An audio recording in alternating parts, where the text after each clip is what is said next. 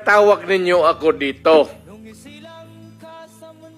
Hindi ko kayo pinipilit na maniwala sa akin. Makinig kayo kasi ako galing talaga sa baba.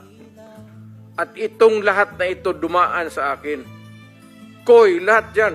Gamboa. Bato. Makinig kayo kasi makinabang ang bayan natin. Hindi ang yabang ko dito, ang bayan ang makinabang natin. Hindi ako nagyayabang, galit talaga ako sa droga. Kasi sinisira nila ang bayan ko. Ang mahirap dyan, ang mga anak. Yun ang sinasabi ko, lalo na yung mga nanay na nagtrabaho doon sa Middle East, na ni-rape, inaabuso ng putang ina nila. Tapos magpadala ng pera dito para sa pag-aral ng mga bata.